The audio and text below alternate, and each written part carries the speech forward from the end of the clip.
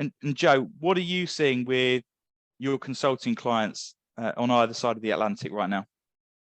So I mean, obviously it's sector specific, and some sectors are much more immune to a downturn than others. But we're seeing a very odd situation where everyone politically is saying that there is no recession, but what's happening on the ground with clients is that we're seeing the cancellation of projects, postponements of projects, and various other things which are hitting consultancy revenue. As with most things, the US market tends to be ahead of the curve. I always say it's the canary in the coal mine. It tends to get bad news before the rest of the world and tends to get good news before the rest of the world.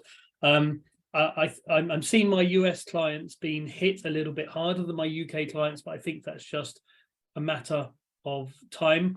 The markets in terms of their structure, obviously the US market is a lot bigger. The markets in terms of their structure are probably more similar than any other two markets in the world.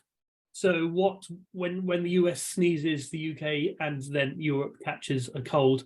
But there is differentiation on I guess sector specific and industry specific lines.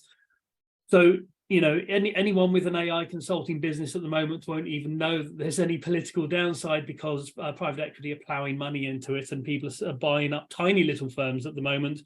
Anyone in cybersecurity, data analytics, data visualization, big data, anything like that is probably also doing well, as would any firms that have counter-cyclical. So for those on the call, once you get big enough, 30 plus, it's always a good idea to think about, well, are our main consulting services ones which grow during economic growth?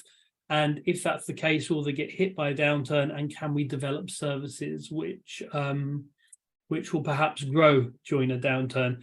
And then you get that, well, the theory is that you get that nice balanced, slow growth that investors and buyers are looking for.